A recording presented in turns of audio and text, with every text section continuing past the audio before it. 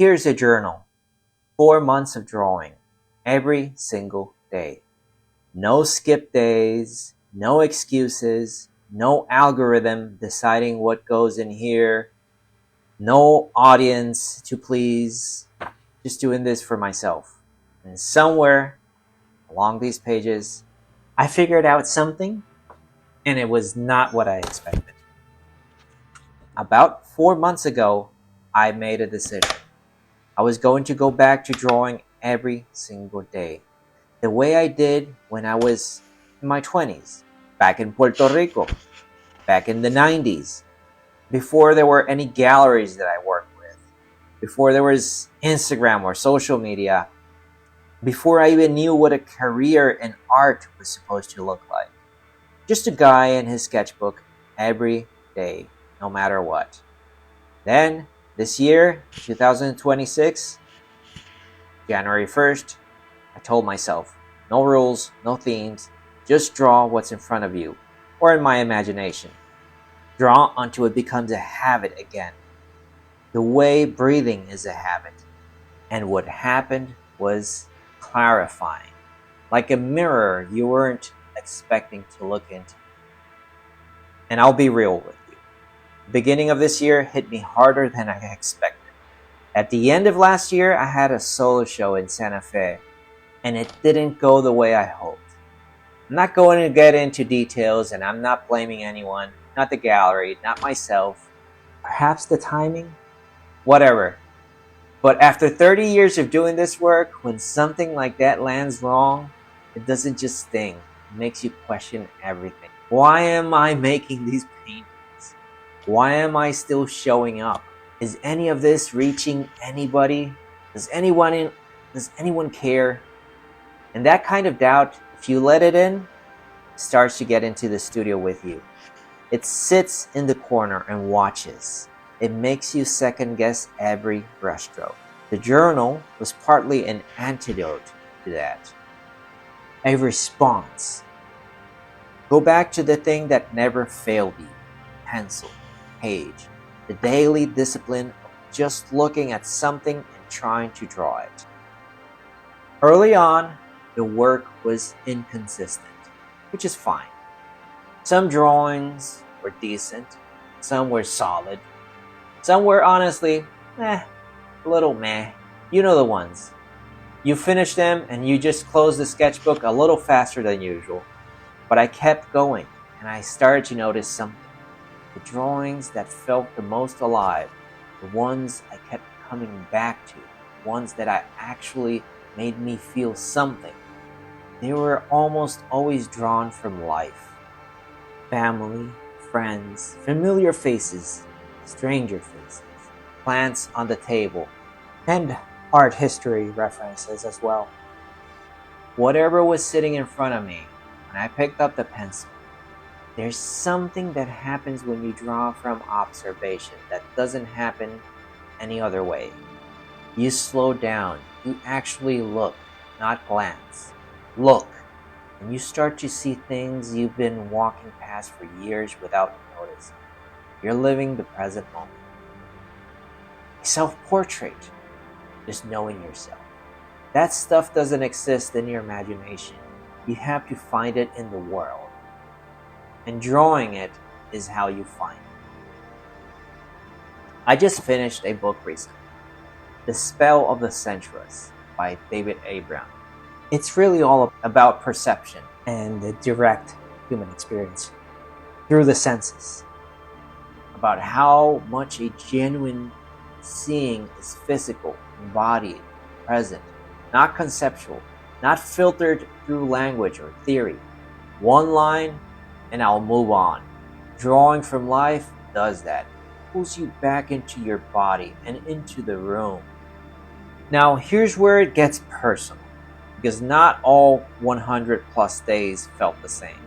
And looking back through these pages, I can tell you exactly which drawings came from a real place and which ones didn't.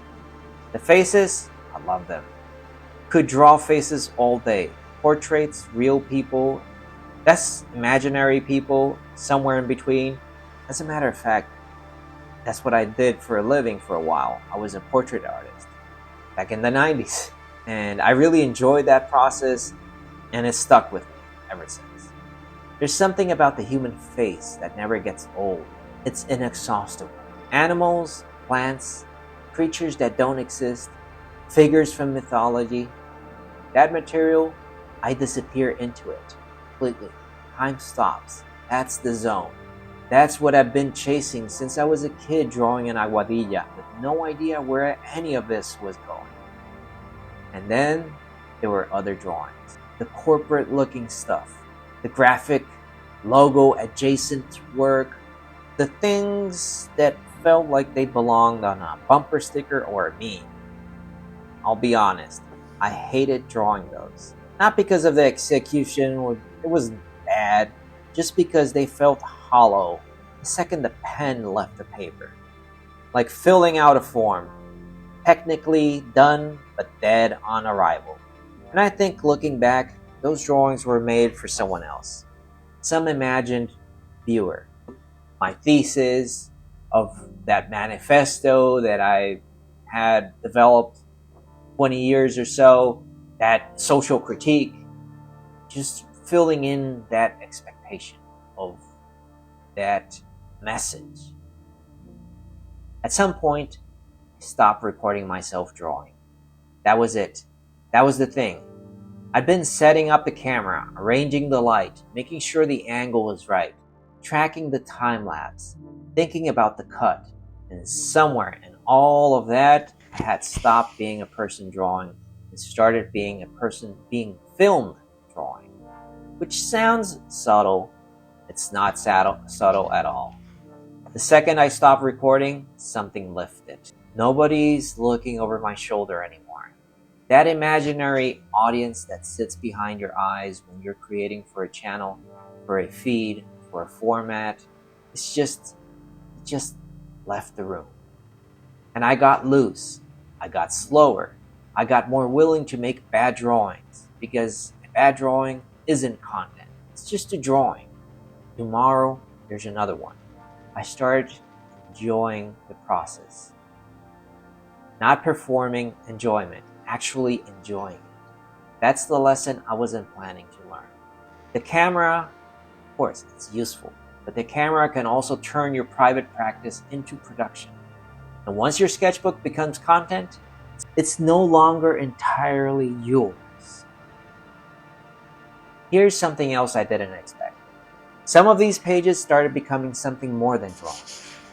I've been working through a composition in this journal, loose, exploratory, no pressure, and I'd look at it and think, that's the figure, that's the gesture, that's what the painting wants to be. Several of the pages in this journal fed directly into my Nuevos Dioses series. The retablos and altarpiece paintings I've been doing for my 2026 exhibition. The whole Baroque vocabulary I'd been working in for years. It was getting fed by these small drawings in a sketchbook. Done on the backyard table, not in the studio. There's something very old about this process. The old masters kept notebooks like this, studies, observations, rough ideas. The journal became a laboratory without me planning it that way. And that only happened because I wasn't trying to make it useful. The minute you stop trying to make something useful, sometimes it becomes the most useful thing ever. I've been sitting with this question for a while now. If nobody ever saw your work again, if there was no feed, no algorithm, no gallery, no collector, no channel, no comment section, deciding whether you showed up or disappeared, what would you make? Just you. All the tools you want, all the time in the world, no one watching. Imagine yourself in a deserted island, just by your own. You have everything you need, and all the art supplies, all the time in the world. What would you draw? For me, the answer is in this journal. It's the faces, the animals, plants, the figures on the edge of mythology and memory, the ones that don't have an explanation yet. They're just there on pages because they needed to be there. It's the stuff that connects me back to who I was back in 1996, drawing in a small studio in San Juan with no career, no reputation, and no idea what any of this was for. That young, naive, completely absorbed version of myself who just wanted to draw because drawing was the closest thing to feeling completely awake. I can't go back to that person. That's not how time works, but I can draw the way he drew, perhaps even better, and that turns out to be just enough. Look, I think a lot of artists today are caught up in the trap that nobody really names clearly. You start making work because something inside you demands it, some inner necessity, some hunger. And then slowly, without even realizing it, the work starts serving something else. The brand, the platform, the persona, the market.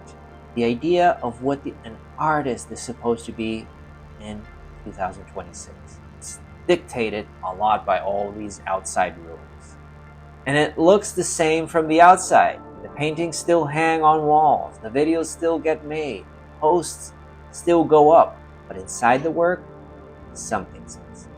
The work is competent, maybe even highly skilled, but it's not necessary anymore. It's not coming from the place where necessary things come from. And the audience, eventually, even if they can't articulate it yet, they feel that. People know when something was made for them and when it was made because it had to be made. Those are completely different things. The art world is saturated right now. Social media is super saturated. Content is infinite and essentially meaningless now with all this AI slop bombarding the platforms. The only thing that cuts through it is specificity, honesty, being human, being you. The kind of art that comes from a person who is making exactly the thing that would be made if nobody was watching. That's hard to manufacture. It's actually impossible to manufacture. So the only strategy, if you want to call it that, is to go back to what's true over and over again, boring as it sounds. 4 months in, over 100 drawings. Some are good, some are fine, some are okay, some I'd rather not think about, but I didn't stop. It's all about the process. That matters. Not as a discipline lesson, not as a productivity hack. Not stopping is where the real information is. You can't know what you actually love until you've shown up enough days in a row to get past what you think you're supposed to love. So here's where I land. Drawing every day didn't make me a better artist in the technical sense. I already know how to draw. I can't tell much of a difference between drawings I did 10 years ago to the drawings that I'm doing now. But it made me remember why I draw, which is a different thing, a harder thing, the thing that keeps getting lost, has to keep being found. Ask yourself the question, if nobody ever saw it, what would you make? Because that's not a small question. That's the whole point. That's the whole thing. So pick up your pencil, and I'll see you in the next one. Cheers. Peace. Bye.